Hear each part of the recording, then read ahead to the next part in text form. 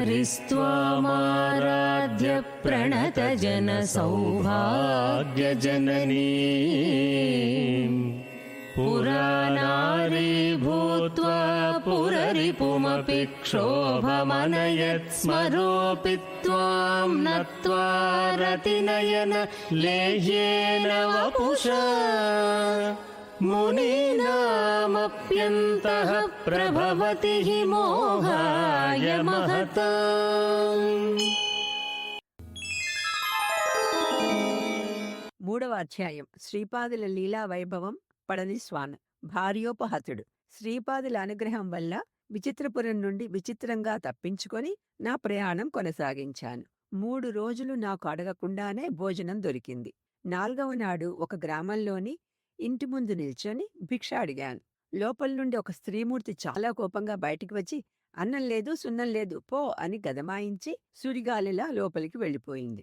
కొంతసేపు అయ్యాక యజమాని బయటికి వచ్చి, స్వామీ, నా భార్య పరమ గయ్యాళి. కోపంతో నా తలమీద కుండలు పగలగొట్టి వాటి వెల చెల్లించమని గద్దిస్తుంది. ఇప్పుడే నా నెత్తిమీద కుండలు పగిలాయి. వాటి ధర నేనిచ్చుకోవాలి. కాబట్టి మీతో నేను కూడా భిక్షకి వస్తాను. భగవంతుని దయవల్ల ఇంత దక్షిణ దొరికితే అప్పు నుండి విముక్తుణ్ణి అవుతాను అని దీనంగా చెప్పాడు. హతవిధి అనుకుంటూ ఇద్దరం కలిసి బయలుదేరి బ్రాహ్మణుల ఇళ్లల్లో భిక్ష అడిగాము. దక్షిణ మాట అటుంచి మాకు పట్టెడు మెతుకులు పెట్టేవారే కరువయ్యారు. నీరసంతో దగ్గర్లో ఉన్న చెట్టు కింద చతికిలబడి శ్రీపాద నామస్మరణం మొదలుపెట్టాము. ఇంతలో కొందరు రాజభటులు మా దగ్గరికి వచ్చి తక్షణమే సభలో హాజరు కావాలి అన్న రాజాజ్ఞలు చెప్పి మమ్మల్ని గుర్రాలపై కూర్చుండబెట్టి సాదరంగా రాజభవనానికి తీసుకుని పోయారు. యువరాజు స్వస్థత.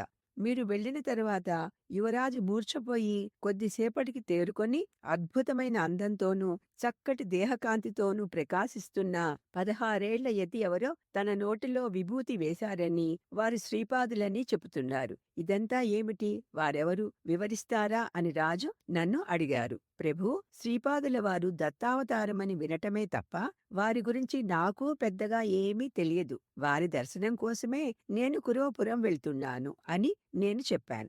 రాజు నన్ను బంగారంతో సత్కరించారు. మా మాధవుని పుణ్యమా అని 40 రోజులు దత్తదీక్షలో ఉన్నాము. ఫలితంగా మీరు రావటము, మాకు విముక్తి లభించటము జరిగాయి. ఇకపై శైవ వైష్ణవ భేదాలు లేకుండా సామరస్యంతో ఉంటాము అని రాజగురువు నాకు మాట ఇచ్చారు.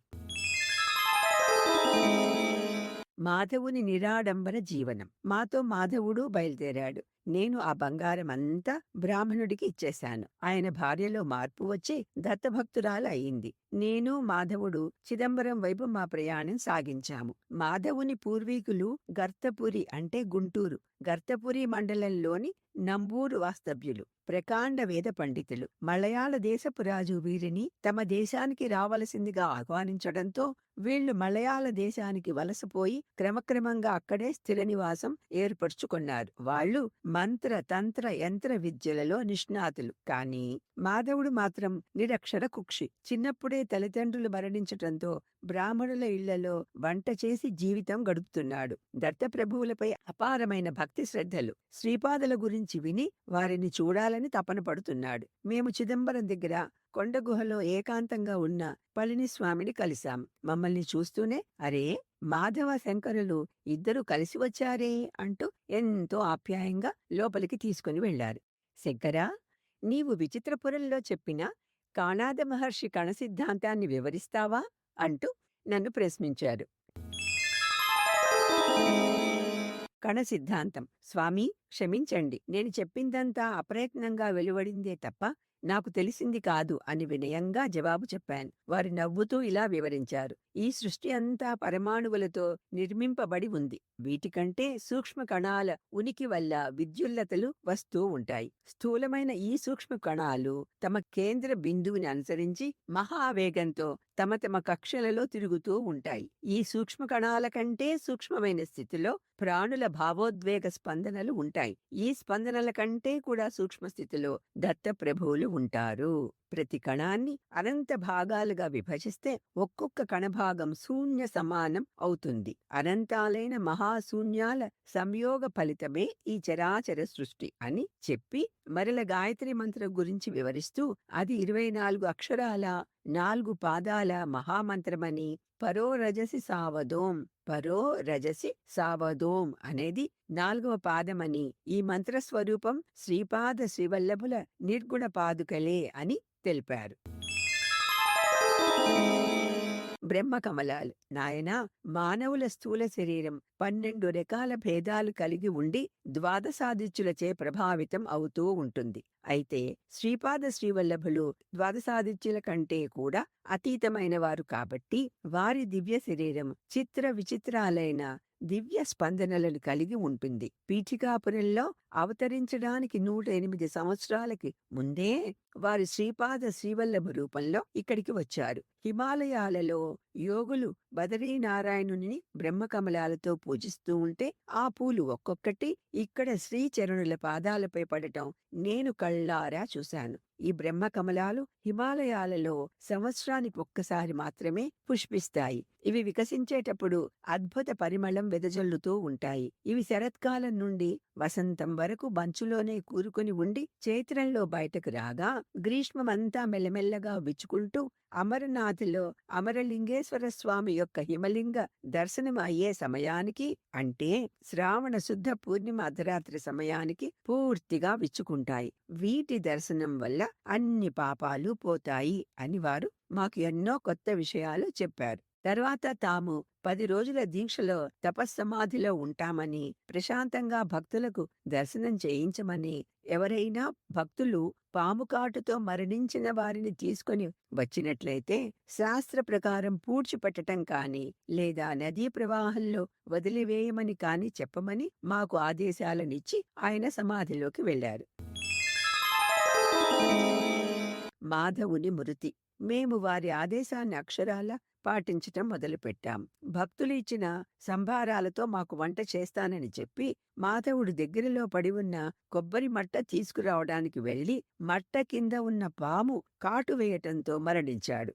నేను కంటికి మంటికి ఏకధారగా ఏడుస్తూ మాధవుడి శరీరాన్ని ఖననం చేశాను. తరువాత పాము కాటుతో మరణించిన 18 సంవత్సరాల యువకుడి శరీరాన్ని బంధువులు తీసుకుని వస్తే స్వామి మాకు అంతకు ముందే జారీ చేసిన ఆదేశ ప్రకారం ఆ శవాన్ని కూడా ఖననం చేయించాము. 11వ రోజు స్వామి కళ్ళు తెరుస్తూనే మాధవా అని పిలవటంతో 10 రోజుల నా బాధ అంతా ఒక్కసారి ఉప్పెనలా పొంగి వెక్కి వెక్కి ఏడుస్తూ జరిగిందంతా చెప్పాను. స్వామి నన్ను ఓదారుస్తూ మాధవుడు మరణించలేదని, స్థూల శరీరంతో ఈ జన్మలో స్వామిని దర్శించే భాగ్యం అతనికి లేకపోవటం వల్ల కర్మ సూక్ష్మాన్ని అనుసరించి స్వామి ఇలా చేశారని, ఈ 10 రోజులు మాధవుడు సూక్ష్మ శరీరంతో కురోపురంలో స్వామి వద్ద ఉన్నాడు అని చెప్పారు. నా ఆనందానికి హద్దులే లేకపోయాయి. మాధవుని పునర్జీవనం.